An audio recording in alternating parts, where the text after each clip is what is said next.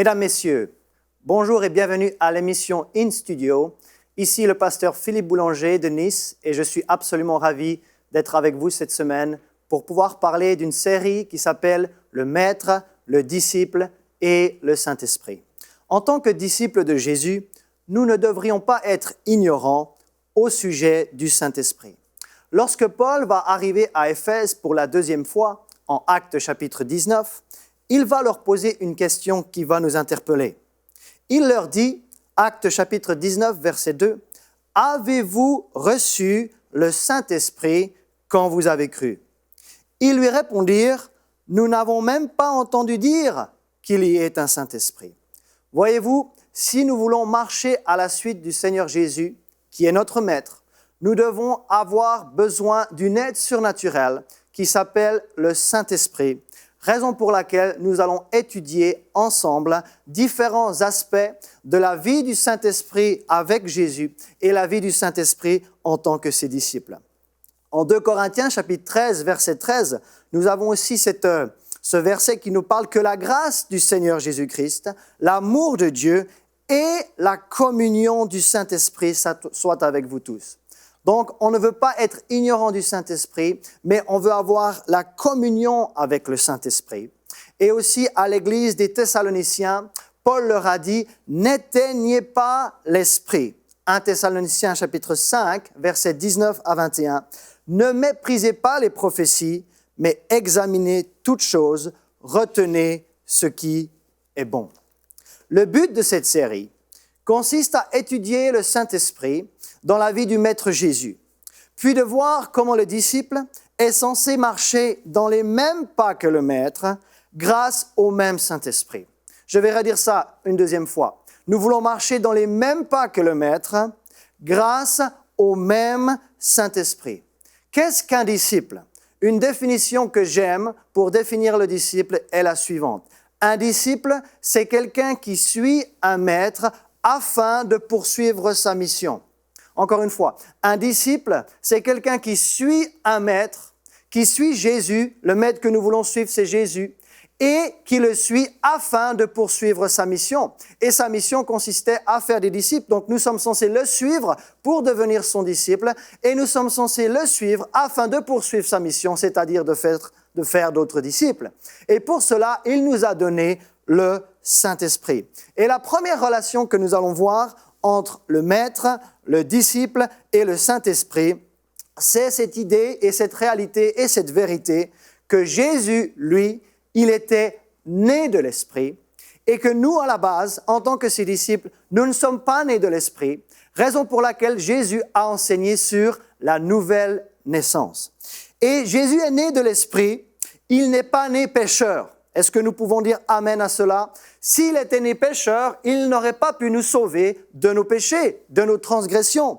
Donc Jésus est né dès sa naissance, il est né de l'Esprit, il n'est pas né pécheur, et son géniteur, ce n'était pas la semence d'un homme, le concepteur, ce n'était pas un homme, c'était l'Esprit de Dieu. Et nous voyons ceci en Matthieu chapitre 1, verset 18, le texte nous dit ceci. « Voici de quelle manière arriva la naissance de Jésus-Christ. » Donc Matthieu chapitre 1 nous relate la naissance du Seigneur. Marie, sa mère, ayant été fiancée à Joseph, elle se trouva enceinte. Mais elle ne se trouva pas enceinte par la vertu d'un homme ou par la semence d'un homme, mais elle se trouva enceinte, le texte nous dit, par la vertu du Saint-Esprit, avant qu'ils eussent habité ensemble. Donc Marie et Joseph n'ont jamais eu de rapport intime tous les deux, et vraiment le géniteur, le concepteur de Jésus, c'est l'Esprit de Dieu. Mais nous, ses disciples, nous voulons marcher à sa suite. Et malheureusement, nous ne sommes pas sortis de notre mère en étant nés de l'Esprit. Nous sommes sortis de notre mère en étant nés de la chair. En d'autres termes, nous sommes nés morts. Qu'est-ce que ça veut dire, nés morts? Nous sommes nés de la chair, mais nous étions morts spirituellement. À savoir que le mot mort dans la Bible ne veut pas dire la cessation de vie, mais le mot mort veut dire séparation. Et il y a plusieurs types de mort dans la parole de Dieu. Il y a la mort physique, c'est la séparation de notre esprit, de notre âme avec notre corps. Il y a la mort spirituelle, c'est le fait d'être séparé avec Dieu. Et il y a aussi la mort éternelle, c'est-à-dire d'être séparé de Dieu pour l'éternité. Mais pour pouvoir pallier à ce manque, nous avons l'Esprit de Dieu, raison pour laquelle nous avons besoin, nous qui ne sommes pas nés de l'Esprit dès notre naissance naturelle, nous avons besoin de recevoir l'Esprit de Dieu pour être comme Jésus, né de l'Esprit ou être né de Dieu, ce qu'on appelle en termes bibliques, et pour reprendre les termes de la bouche de Jésus, la nouvelle naissance. Et je vais prendre un texte là où Jésus lui-même enseigne sur la nouvelle naissance. Donc la nouvelle naissance, ce n'est pas un terme qui a été inventé par les évangéliques. La nouvelle naissance, c'est sorti de la bouche du Seigneur. Et en Jean chapitre 3, il y a cette interaction entre Jésus et Nicodème. Et je vais faire la lecture à partir de cet évangile, le 3e chapitre, au verset 1. « Mais il y eut un homme d'entre les pharisiens, nommé Nicodème, un chef des Juifs, qui vint lui auprès de Jésus de nuit et lui dit, « Rabbi, nous savons que tu es un docteur venu de Dieu, car personne ne peut faire ces miracles que tu fais si Dieu n'est avec lui. » Jésus lui répondit au verset 3, « en vérité, je te le dis, si un homme ne naît de nouveau, et là nous avons cette vérité, cette notion de la nouvelle naissance, il ne peut voir le royaume de Dieu. » Nicodème lui dit, « Mais comment un homme peut-il naître quand il est vieux? Peut-il rentrer dans le sein de sa mère et naître ?» Voyez-vous, Nicodème essaye de comprendre la nouvelle naissance comme une nouvelle naissance naturelle. Alors que Jésus va expliquer que la nouvelle naissance, ce n'est pas une expérience naturelle, mais que la nouvelle naissance est une expérience spirituelle. Jésus répondit au verset 5, « En vérité, je te le dis, si un homme ne naît d'eau et d'esprit, il ne peut entrer dans le royaume de Dieu. » Donc là, c'est déjà la deuxième reprise que nous voyons Jésus parler de la nouvelle naissance. Verset 6, « Ce qui est né de la chair est chair, et ce qui est né de l'esprit est esprit. » Voyez-vous, ce qui est né de la chair ne peut que produire la chair. Un tigre ne peut que produire un tigre. Une girafe ne peut que produire une girafe. Et ce qui est chair ne peut que produire la chair. Donc quand nous sommes sortis du sein de notre mère, nous ne sommes pas nés de l'esprit, mais nous étions simplement nés de la chair. En revanche, après, il dit, ce qui est né de l'esprit est esprit. Donc, il faut que l'esprit soit à l'initiative de cette nouvelle naissance, parce que ce qui est chair produit la chair, mais ce qui est esprit produit ce qui est esprit. La chair ne peut produire que la chair, alors que l'esprit peut produire l'esprit. Et le verset 7, « Ne t'étonne pas que je t'ai dit, toujours Jésus qui parle à Nicodème, il faut que vous naissiez de nouveau. » Donc là, en 7 versets, on voit Jésus enseigner à Nicodème, à 3 reprises, il parle de la nouvelle naissance. Et je vais terminer au verset 8, « Le vent souffle où il veut, et tu en entends le bruit, mais tu ne sais d'où il vient. Il en est ainsi de tout homme. » Et là, on va prêter attention à ce qui est écrit à la fin. « Il en est ainsi de tout homme qui est quoi? Qui est né de l'Esprit. » Donc Jésus, le Maître, est né de l'Esprit dès sa naissance. Alors que le disciple, il est né de l'Esprit dès sa nouvelle naissance. À présent, nous pouvons comprendre l'impact du Saint-Esprit sur cette nouvelle naissance. J'aimerais dire qu'il n'y a pas de nouvelle naissance sans le Saint-Esprit. Et à vrai dire, c'est la première action vitale et importante du Saint-Esprit dans notre vie. C'est quand l'Esprit de Dieu vient régénérer notre esprit, l'esprit humain, qu'on appelle la nouvelle naissance, qu'on appelle la régénération, qu'on appelle la renaissance de l'esprit humain. Toutes ces notions sont synonymes. Et le Saint-Esprit, il nous convainc de pécher d'abord, et ensuite le Saint-Esprit va régénérer instantanément notre esprit, et c'est à ce moment-là que nous expérimentons la nouvelle naissance. Et c'est à la nouvelle naissance que nous recevons également la vie éternelle. Nous n'allons pas recevoir la vie éternelle quand nous allons entrer dans l'éternité, mais nous recevons la vie éternelle au moment de la nouvelle naissance. Et la nouvelle naissance, elle nous permet de vivre dans les pas du Maître. Elle nous permet d'avoir et de développer en nous le caractère de Jésus. L'Esprit en nous va développer en nous le caractère de Christ. Alors la nouvelle naissance, l'Esprit en nous, C'est une réalité de la nouvelle alliance, mais à vrai dire, elle a aussi été annoncée dans l'ancienne alliance. Et nous allons aller lire dans l'ancienne alliance le prophète qui a annoncé la nouvelle naissance, et il s'appelle Ézéchiel. Et j'aimerais lire simplement 3 versets dans le chapitre 36 d'Ézéchiel, à partir du verset 25, verset 26 et verset 27. Et là, nous allons voir, grâce au prophète, nous allons voir l'importance de la nouvelle naissance dans notre vie. Et finalement, pourquoi est-ce que nous naissons de nouveau? Alors, la nouvelle naissance nous fait parvenir au salut. Alors ça, c'est pour après notre vie terrestre. Mais pendant notre vie terrestre, la nouvelle naissance est capitale parce qu'elle va nous aider à marcher en intégrité. Elle va nous aider à marcher en sainteté. Elle va nous aider à marcher en nouveauté de vie. Et tout ceci est mentionné donc dans Ézéchiel, chapitre 36. Et nous allons lire donc le verset 25, le verset 26 et le verset 27. Et la parole de Dieu dit ceci: « Je répandrai sur vous une eau pure, et vous serez purifiés. Je vous purifierai de toutes vos souillures et de toutes vos idoles. » Remarquez ici que le texte nous dit que ça sera quelque chose qui va être fait. C'est une réalité future. Ici, ça parle au futur. Verset 26, « Je vous donnerai, à nouveau, pas j'ai donné, pas je donne, mais je vous donnerai. Je vous donnerai quoi? Un cœur nouveau. Je mettrai en vous. » Ah, ça c'est très important. Je mettrai en vous. La nouvelle naissance, c'est l'esprit en nous. Et là, à nouveau, c'est écrit au futur. Je mettrai, où ça? En vous. Je mettrai quoi en vous? Je mettrai en vous un esprit nouveau. J'ôterai de votre corps le cœur de pierre et je vous donnerai un cœur de chair. Alors, je vais m'arrêter un instant ici au verset 26. Avant notre nouvelle naissance, nous avions un cœur de pierre. Nous avions un cœur qui était fermé envers Dieu. Un cœur qui ne s'intéressait pas à Dieu. Un cœur peut-être qui marchait loin de Dieu, qui n'avait pas les valeurs divines. Et en fait, à la nouvelle naissance, ce que le Saint-Esprit vient faire en nous, c'est que notre cœur de pierre va maintenant devenir un cœur de chair. Un cœur qui est en train maintenant de battre avec Dieu. Un cœur qui est maintenant en adéquation avec Dieu. Un cœur maintenant qui peut comprendre Dieu, comprendre l'Esprit de Dieu.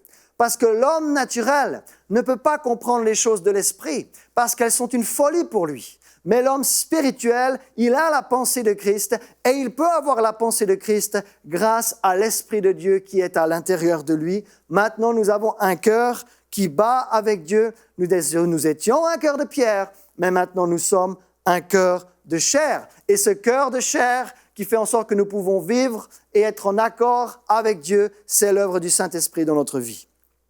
Et le verset 27, nous allons aussi porter notre attention au verset 27. Et il y a cette réalité à nouveau qui est écrite, « Je mettrai mon esprit », et je sais que je me répète, mais c'est important, « Je mettrai mon esprit », où ça? En vous. En vous. Et je ferai quoi? Et je ferai en sorte que vous suiviez mes ordonnances et que vous observiez et pratiquiez mes lois. Donc nous avons vu dans le Nouveau Testament, nous avons vu Jésus enseigner sur la nouvelle naissance. Et à 3 reprises, il a dit à Nicodème, il faut naître de nouveau. Et cette nouvelle naissance, nous avons établi qu'elle n'est pas une nouvelle naissance naturelle, mais qu'elle est une nouvelle naissance spirituelle. Et grâce maintenant à la prophétie d'Ézéchiel sur cette nouvelle naissance, maintenant nous allons voir pourquoi est-ce que nous naissons de nouveau. Nous allons voir pourquoi est-ce que nous avons l'Esprit de Dieu en nous. Et c'est le verset 27 qui nous donne ces indications. Alors le verset 27 nous dit, « Je mettrai mon esprit en vous ». Je pense que nous avons déjà bien établi cela jusqu'à présent. Et deuxièmement, pourquoi est-ce qu'il est à l'intérieur de nous, ce Saint-Esprit? Et la suite du verset 27 nous donne la réponse. « Et je ferai en sorte que vous suiviez mes ordonnances. » Et troisièmement, « et que vous observiez et pratiquiez mes lois. Le Saint-Esprit vient habiter en nous lorsque nous acceptons Christ dans notre vie. Et le but de cet esprit en nous, c'est de pouvoir et de donner la capacité, de nous donner l'habileté, de nous donner le potentiel de quoi? De suivre les ordonnances de Dieu. Ou on pourrait dire ainsi, en réalité, le Saint-Esprit vient habiter en nous pour que nous puissions marcher en nouveauté de vie, pour que nous puissions marcher dans les voies de Jésus, pour que nous puissions marcher dans son intégrité, dans son caractère, dans sa nature. Et le Saint-Esprit est également en nous pour que nous puissions observer et pratiquer ses lois. En réalité, avant la nouvelle naissance, nous n'étions pas capables d'obéir à Dieu. Sinon, nous n'aurions pas eu besoin d'un sauveur. Mais non seulement le sang de Jésus nous a purifiés de nos iniquités et de nos péchés, mais à présent, puisque notre outre a été purifié par le sang, maintenant un esprit qui est saint, vous voyez que le Saint-Esprit suit le sang. Le sang doit d'abord nous purifier pour qu'un esprit qui est saint puisse venir demeurer en nous. Et nous croyons que nous avons été purifiés par la foi lorsque nous avons invoqué le Seigneur Jésus dans notre vie pour notre salut. Et à ce moment-là, le Saint-Esprit est venu demeurer en nous. Et à la nouvelle naissance, le Saint-Esprit, il vient demeurer en nous pour que nous puissions vivre une vie sainte. Une vie sainte. Ben oui, si l'Esprit de Dieu est un esprit saint et qu'il est à présent venu habiter en nous, ce n'est pas pour continuer à vivre une vie qui n'est pas conforme à Dieu, qui n'est pas conforme à ses ordonnances, qui n'est pas conforme à ses lois. Non, ce Saint-Esprit, cet Esprit qui est saint, qui vient habiter en nous, il vient habiter en nous pour que nous puissions vivre une vie sainte. Qu'est-ce que le mot saint veut dire? Le mot saint veut dire qu'à présent, ce Saint-Esprit en nous va nous donner la capacité de nous séparer des convoitises du monde, va nous donner la capacité de renoncer aux convoitises mondaines. C'est ça le mot saint. Le mot saint veut dire premièrement séparation. Séparation des choses qui ne plaisent pas à Dieu. Séparation des choses qui ne s'attachent pas à la saine doctrine. Séparation des choses qui nous empêchent d'avancer avec le Seigneur. Ça, c'est la première notion du mot saint. Mais le mot saint aussi, ce Saint-Esprit en nous, il va aussi faire en sorte que notre vie soit consacrée à Dieu. Et ça, c'est les deux aspects importants du mot saint. Non seulement séparation des choses qui ne sont pas de Dieu, mais également consécration de ce qui appartient à Dieu. Alors, comment savoir si je suis né de nouveau? Eh bien, quand on est né de nouveau, à ce moment-là, il y a une nouvelle vie qui résulte de cette nouvelle naissance. Certaines fois, pour certaines personnes, ça peut être instantanément. Certaines personnes avaient certaines addictions et dès leur nouvelle naissance, instantanément, elles sont libres de ces choses. D'autres vont naître de nouveau et cette nouvelle vie qui va en résulter va être progressive. Mais quand on est né de nouveau, il y a vraiment maintenant cette conviction, la conviction qui nous empêche de continuer dans nos anciennes voies et vraiment cette conviction qui nous rend capables d'avancer dans les voies de Dieu. Et lorsqu'on s'entête dans une mauvaise voie et qu'on est né de nouveau, le Saint-Esprit, il va remuer quelque chose à l'intérieur de nous. Il ne va pas nous permettre de nous éloigner de Dieu. Au contraire, il aura toujours l'intention de nous ramener à Dieu et de nous ramener dans la destinée qu'il a façonnée pour nous avant la fondation du monde. Donc, lorsque nous sommes nés de nouveau, nous avons à présent la même nature que Jésus.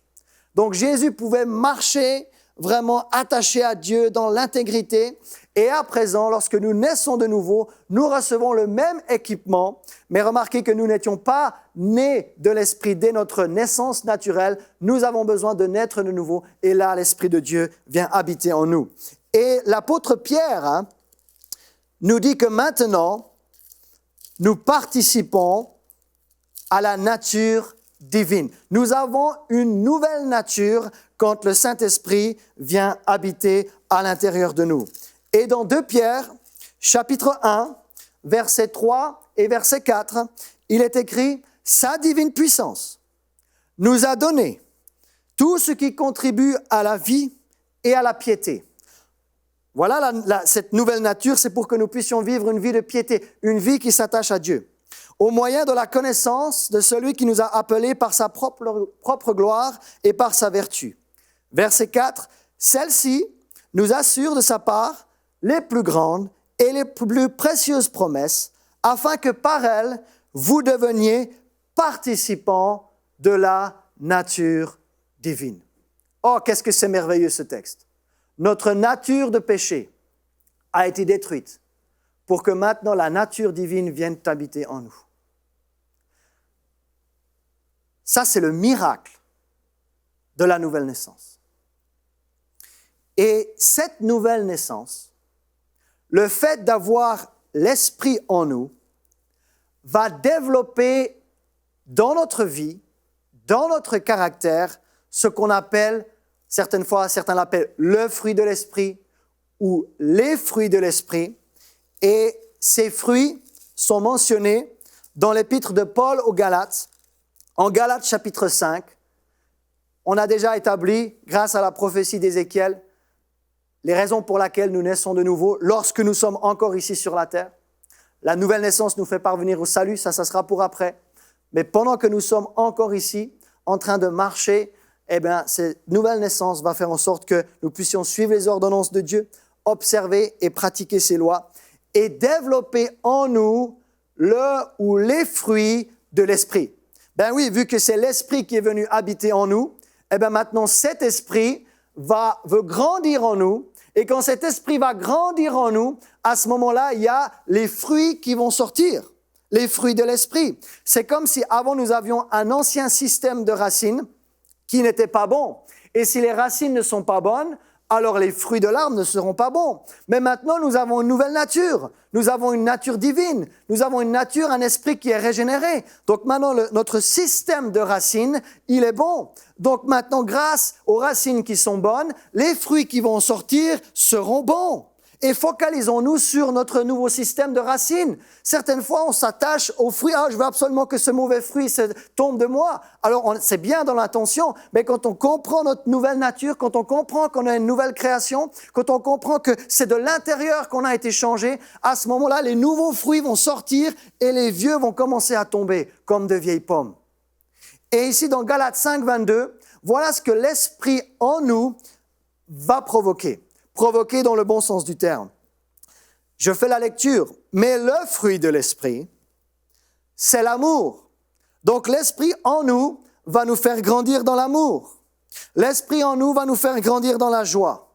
L'Esprit en nous va nous faire grandir dans la paix, dans la patience, dans la bonté, dans la bienveillance, dans la foi, dans la douceur et dans la maîtrise de soi. Et remarquez ici, en Galates chapitre 5, verset 22, qu'il y a 9 fruits. Alors, tous ces fruits émanent de cette nouvelle nature qui est en nous. Et ces 9 fruits veulent à présent se manifester en nous. Et ces 9 fruits veulent se manifester pour que nous puissions être comme Jésus ou grandir dans le caractère de Jésus. Et toujours dans l'épître de Paul aux Galates, au 4e chapitre, il y a un texte qui est vraiment très intéressant et qui va nous interpeller pour cette fin d'émission. Galates chapitre 4, verset 19. Paul dit ceci aux Galates, « Mes enfants, pour qui j'éprouve de nouveau les douleurs de l'enfantement. » Et écoutons bien la suite. « Jusqu'à ce que Christ soit formé en vous. » Donc cette nouvelle naissance, cet esprit à l'intérieur de nous, maintenant, il veut grandir, il veut grandir, il veut grandir, il veut grandir, il veut prendre la place. Que ce n'est plus moi qui vis, mais à présent, c'est Christ qui vit en moi. Et cet esprit veut grandir en nous, cette nouvelle nature veut grandir en nous, elle veut pousser, elle veut pousser, elle veut pousser. Jusqu'à quand? Jusqu'à ce que Christ soit formé en vous, en moi, en nous. Et à ce moment-là, nous pouvons marcher tel un disciple de Jésus dans les traces du Maître. Est-ce que nous pouvons voir à quel point nous avons reçu, dans cette première émission, le même équipement que le Seigneur. Certes, il avait une longueur d'avance sur nous, parce que lui, il est né de l'Esprit dès sa naissance naturelle. Il n'avait pas une nature pécheresse. Mais nous, dès notre naissance naturelle, nous avions une nature pécheresse. Raison pour laquelle Jésus dit, nous avions besoin de naître de nouveau. Donc Jésus avait un temps d'avance sur nous, mais maintenant, grâce à la nouvelle naissance, nous avons maintenant une nature divine. Pierre nous dit, nous sommes participants maintenant de la nature divine. Donc c'est comme si le Maître est en train de nous mettre sur un pied d'égalité, en disant, mais je ne vous demande pas de vivre et d'acquérir ma stature sans le Saint-Esprit. Je vais vous donner l'équipement surnaturel. Je vais vous donner la capacité surnaturelle de pouvoir marcher dans mes pas, de pouvoir marcher à ma suite, de pouvoir marcher en sainteté, de pouvoir marcher dans les fruits de l'Esprit. Et c'est pour cela que nous naissons de nouveau. Alors, sommes-nous passés de la mort à la vie spirituelle? Sommes-nous passés de la mort à la vie spirituelle? Et dans l'évangile de Jean, dernier texte pour aujourd'hui, en vérité, Jean chapitre 5, verset 24. Je vous le dis, celui qui écoute ma parole et qui croit à celui qui m'a envoyé a la vie éternelle et ne vient point en jugement, mais il est passé de la mort, c'est-à-dire de la mort spirituelle, à la vie. Et finalement, la raison pour laquelle nous mourons physiquement, c'est parce qu'à la base, nous étions morts spirituellement. Et la mort spirituelle a déclenché la mort physique. Et la mort physique, si nous partons sans le Seigneur, va déclencher la mort éternelle, loin de Dieu. Mais Dieu a une solution. Ce que nous ne pouvions pas faire par nous-mêmes, il l'a fait pour nous. Et nous pouvons passer de la mort spirituelle à la vie spirituelle. Et quand nous avons cette vie spirituelle, nous savons que nous allons également être ressuscités d'entre les morts. Et puisque nous allons être ressuscités d'entre les morts, nous allons passer l'éternité avec Dieu. Alors prions ensemble. Père, merci pour la parole qui a été partagée. Je la reçois maintenant dans mon cœur. Et l'Esprit me convainc de pécher. Et j'invoque le nom du Seigneur Jésus pour être sauvé aujourd'hui. Je fais cette prière de tout mon cœur dans le nom de Jésus. Amen.